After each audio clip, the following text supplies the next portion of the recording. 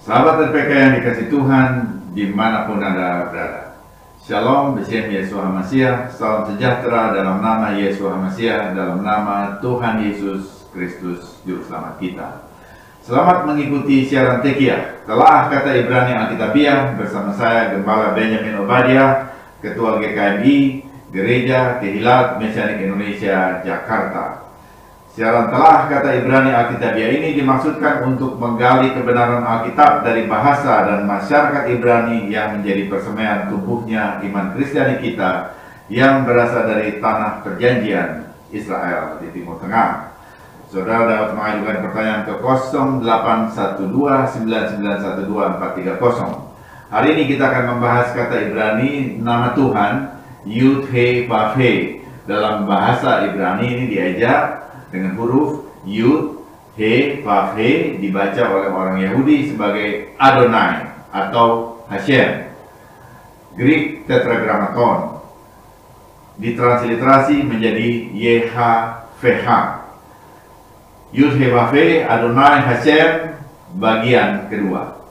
Keluaran 6 ayat 1. Selanjutnya berfirmanlah Elohim kepada Moshe, Ani Yud, He, Vav, He, akulah Yud-He-Vav-He, akulah YHVH. Orang Yahudi abad 21 membaca ayat ini dengan mengucapkan Vayedaber Elohim el Moshe Vayomer elav Ani Adonai.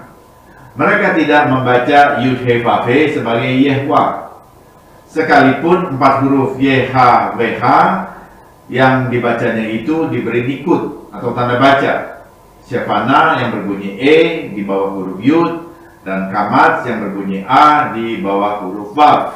Mengapa? Karena tanda baca Shefana dan Kamatz yang diletakkan di sana oleh kaum Masoretik hanyalah sebagai kode atau circumlocution, yaitu substitusi bagi pembaca agar melafalkannya sebagai Adonai. Dari mana kaum Masoretik di abad 8 mendapat ide ini?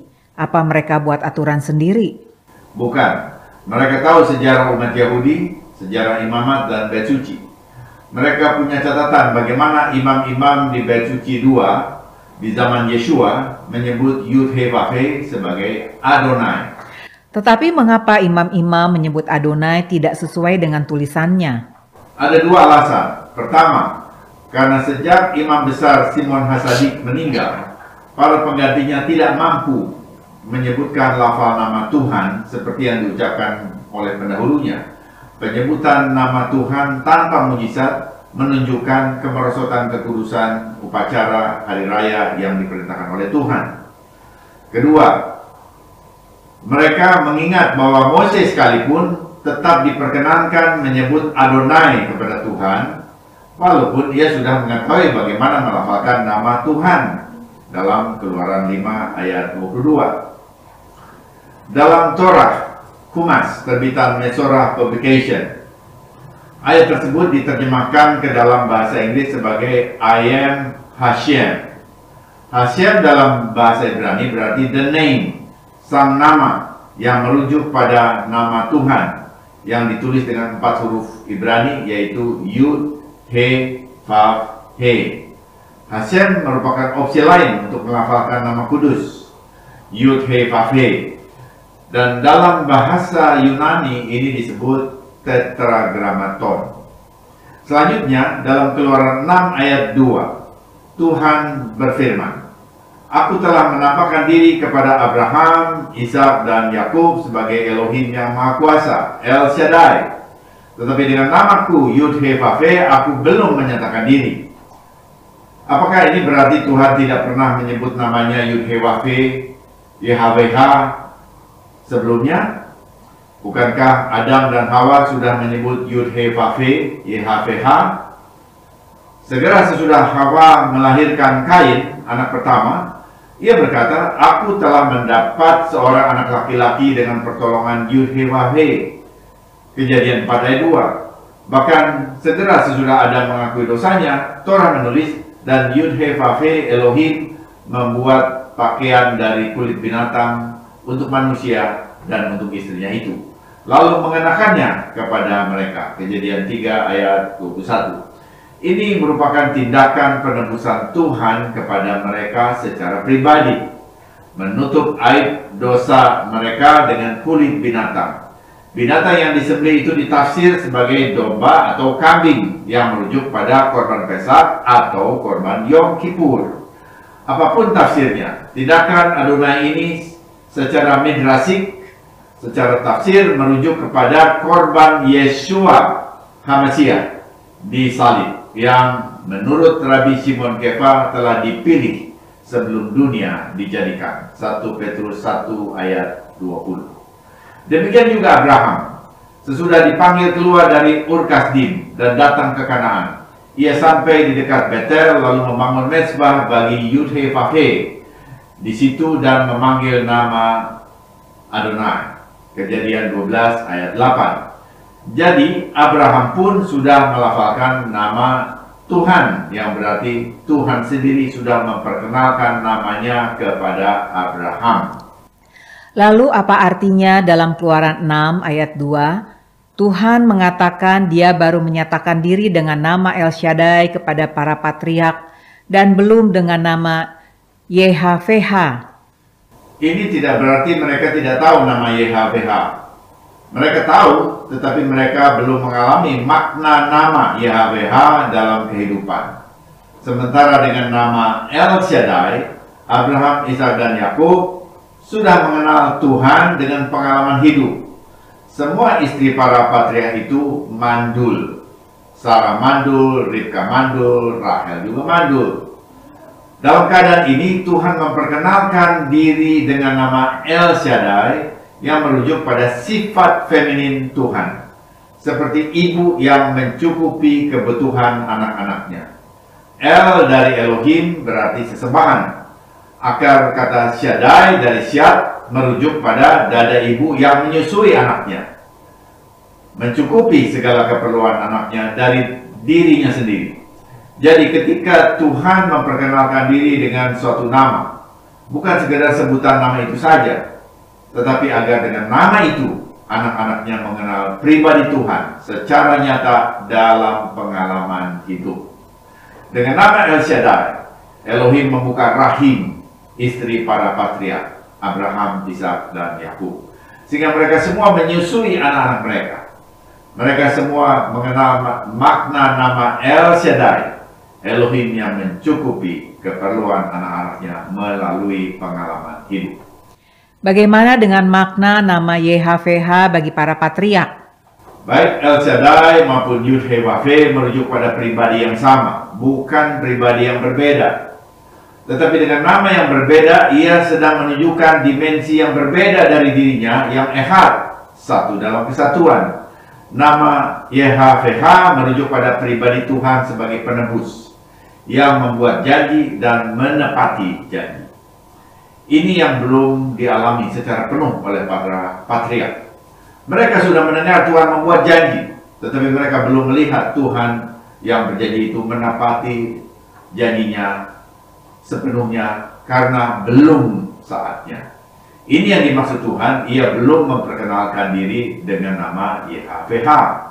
Apa beda para patriark dengan Moshe? Mereka berbeda dengan Moshe karena hanya Moshe yang melihat dan mengalami Tuhan sebagai penebus Israel, sebagai yang berjanji dan memenuhi janji dengan memimpin bangsa Israel, yaitu keturunan Abraham, Ishak, dan Yakub, keluar dari perbudakan di Mesir.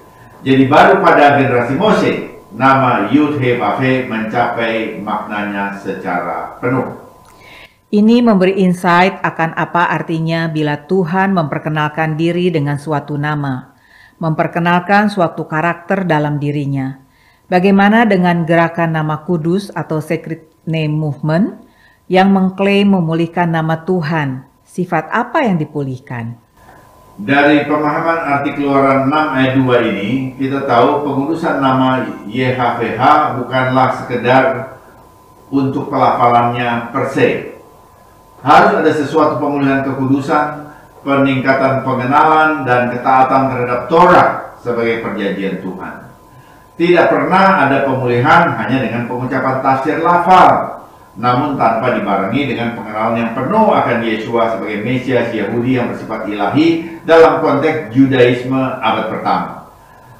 Dan pemahaman dan keterbukaan akan gaya hidup kudus seperti yang dinyatakan dalam Torah Mose sebagai pengajaran Hashem.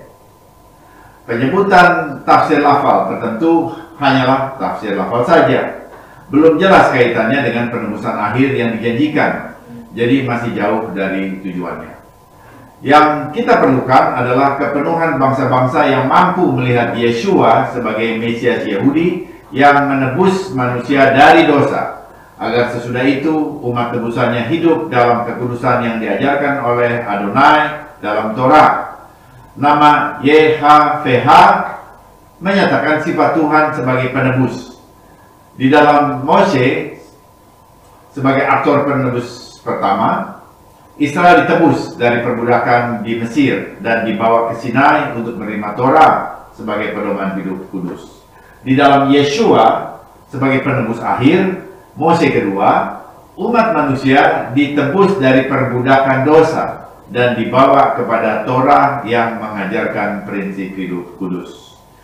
Jika bangsa-bangsa mengalami kepenuhan ini, maka menurut Rabi Shaul Paulus dalam Roma 11 ayat 25, Israel sebagai bangsa akan terprovokasi untuk mencari Mesias dengan sungguh-sungguh dan mendapatkannya dalam Mesias ben David yang sama dengan Mesias ben Yosef, yaitu Yeshua. Sehingga Israel pun akan mengalami kepenuhan penebusan Adonai. Hanya dengan ini nama YHVH menjadi nyata.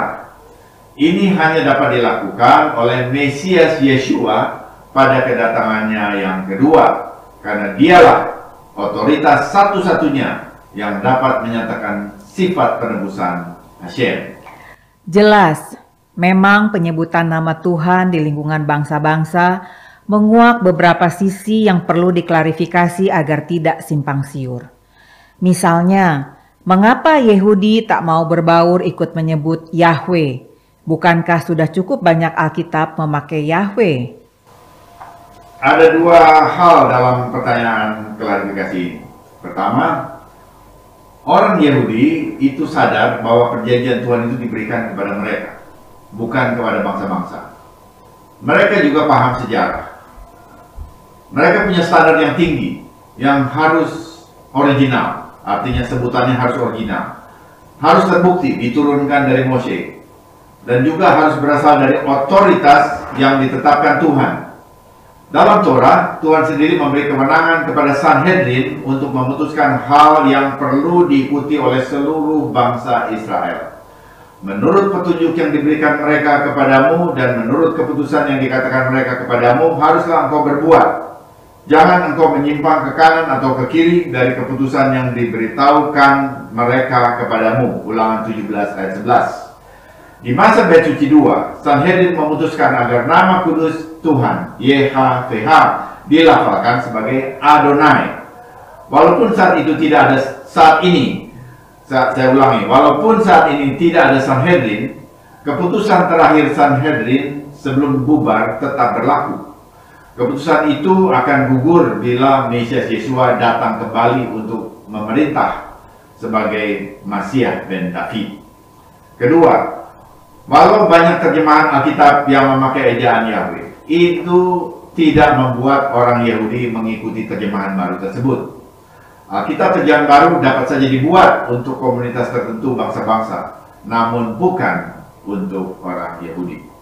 Kitab yang dipakai orang Yahudi justru yang tua, yang berbahasa Ibrani, bukan terjemahan baru. Mentalitasnya hanya mau yang original, tidak mau yang menerima transliterasi dari Yunani ke Ibrani. Benarkah ini disebabkan adanya konspirasi Yehudi untuk merahasiakan sebutan nama Yod-He-Vav-He? Tidak benar. Mari kita buktikan dengan mendengar lantunan anak-anak Yahudi setiap penutupan Sabat yang disebut Havdalah. Mereka menyanyikan Yesaya 12 ayat 2. Hine el Yesuati eftah velo efhat. Kiosi vesimrat Yah Adonai vayehili lishua. Mari kita dengarkan, perhatikan lafal Yah Adonai. Lafal Yah Adonai, dua kata, tertulis Yud He dibaca Yah, dan Yud He Vav He dibaca Adonai. Ini sesuai dengan tata bahasa Ibrani. Kata Yud He yang berdiri sendiri dilafalkan dengan Yah. Ini disebabkan karena ada ketentuan posisi YH atau Yud He di akhir kata dengan lafal Yah. Contoh, Haleluya, Eliyahu, Netanyahu. Semua nama ini berbunyi Yah karena YH terletak di akhir kata. Sedangkan dalam kata Yud He Vav He YHVH yang terdiri dari dua suku kata di awal YH dibaca Yeh. Suku kata kedua VH tidak diketahui lafalnya sehingga dipakailah Adonai sebagai substitusi. Sehingga bila dibaca langsung menjadi Yah Adonai. Jadi untuk satu kata yang terdiri dari dua huruf saja, Yud He atau YH, semua orang Yahudi sepakat dilafalkan sebagai Yah. Ini baik sekali diikuti oleh bangsa-bangsa sehingga tidak perlu ada prasangka konspirasi. Sementara tetragrammaton YHVH tetap dilafalkan sebagai Adonai. Lafal yang dipakai juga oleh Mose terhadap Tuhan. Ada komen, mengapa ikut-ikutan Rabi Yehudi yang belum percaya Yesua? Kita harus lihat fakta sejarah saja. Baik Yahudi yang belum percaya Yesua maupun yang sudah percaya tetap tidak melafalkan Yud He Vav He sebagai Yahweh.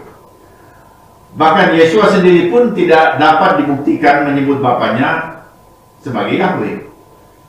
Saat ditanya bagaimana harus berdoa oleh para murid, Mesias Yesua mengajarkan Avinu Sheba Shamayim, Bapa kami di surga. Bagi kita orang percaya yang disebut anak-anak Tuhan, menurut Yohanes 1 ayat 12, ini cukup.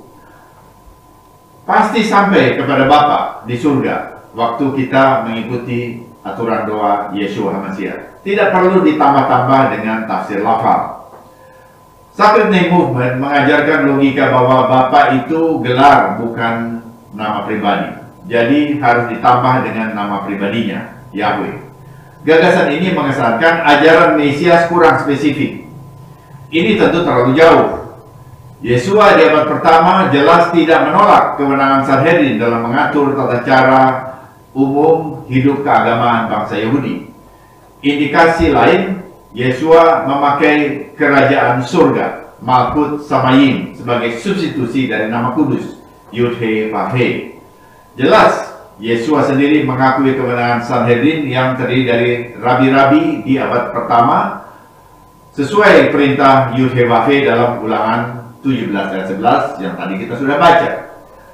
Kalau ia menolak Sanhedrin, itu berarti ia sebagai anak tidak mematuhi perintah bapaknya di surga. Dan ini tidak pernah terjadi karena semua yang diajarkannya berasal dari Bapa sendiri, sesuai dengan Yohanes 8 ayat 28. Yesua bukan saja Mesias tetapi juga Rabbeinu, Rabi kita, guru besar kita. Saya kenal dengan banyak guru Torah dan Rabi Yahudi Mesianik, bahkan pernah memberikan buku The Sacred Name dalam bahasa Ibrani dan mendiskusikannya. Mereka terbuka berdialog tetapi tidak menerima tafsir lafal bangsa-bangsa karena mereka tahu sejarah pelafalan nama kudus Hashem sesuatu yang tidak diketahui oleh bangsa-bangsa, termasuk sumber dan aktivitas kalangan pengagum nama. Bukankah penyebutan nama kudus diperintahkan Tuhan dan dikaitkan dengan keselamatan seperti tertulis dalam Yoel 2 ayat 32? Mari kita baca. Dan barang siapa yang berseru kara kepada nama Tuhan, Asher Yikra Besyen Yud He Vav He, akan diselamatkan, Yimalet, sebab di Gunung Sion dan di Yerusalem akan ada keselamatan, Veleita, seperti yang telah difirmankan Tuhan, dan setiap orang yang dipanggil Tuhan akan termasuk orang-orang yang terlepas. Yoel 2 ayat 32. Kalau kita lihat konteksnya, ini berbicara pada saat hari penghakiman Tuhan di bumi. Hanya orang-orang yang menyerukan nama Yud-Heh-Vav-Heh yang akan diluputkan dari penghukuman. Apa arti Yikra Beshem Yod-Heh-Vav-Heh atau menyerukan nama Adonai? Artinya percaya dan menyembah Adonai baik secara lahiriah tetapi juga secara batiniah. Itu artinya. Di titik ini terbuka kemungkinan bila Mesias sudah memulihkan nama kudus, maka mereka akan menyebut nama kudus seperti yang dilafalkan oleh Mesias Yeshua. Tapi jika belum, mereka sudah percaya dan mengenalnya sebagai Bapa Surgawi yang diajarkan oleh Yeshua Mesias. Saat itu akan ada keselamatan, artinya mereka akan terluput dari hukuman pada hari penghakiman.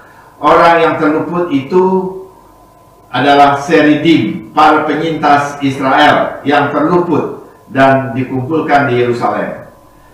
Nubuat Nabi Yoel ini berbicara tentang kelepasan dari hukuman pada hari penghakiman Tuhan di bumi. Ini harus dibedakan dari keselamatan di surga kekal seperti yang disangka bangsa-bangsa. Sungguh riskan menjadikan keharusan mengucapkan satu tafsir lafal sebagai atau secara mutlak sebagai jaminan keselamatan kekal. Rasul Simon Kefa memakai nubuat Yoel 2 dalam khotbahnya pada hari Syafuat atau Pentakosta di Kisah Rasul pasal 2 juga bukan untuk pelafalan nama, namun menerapkannya kepada Yeshua dari Nazaret agar seluruh Israel mengetahui bahwa Elohim telah menjadikan dia Mesias yang diurapi dan junjungan dalam kehidupan. Ini berlaku juga bagi saudara dan saya. Semoga siaran ini memberkati saudara. Informasi bagi saudara. Ibadah Syabat Mesianik GKMI akan disiarkan secara live streaming di YouTube. Subscribe channel Kehilat Mesianik untuk mengikuti ibadah dan pengajaran akar Ibrani secara online. Apa arti menguduskan nama kudus Tuhan? Milikilah buku Hallowed Be Your Name, sebuah kajian historis dan tinjauan tata bahasa Ibrani tentang penyebutan nama kudus Tuhan terjemahan Indonesia. Hubungi Nora di 0812 9424 7480, 0812 9424 7480. Bila saudara diberkati oleh siaran Tekiah dan mau kembali memberkati siaran ini, saudara dapat mengirimkan dukungan dengan menghubungi Happy di 0811 910 814, 0811 910 814. Tiba saatnya saya Gembala Benjamin Obadia dan Penatua Ira Obadia mohon diri dari ruang dengar saudara. Sampai jumpa pada siaran mendatang. Yesua keselamatanku, Torah kesukaanku, menuju kepenuhan bangsa-bangsa. Shalom.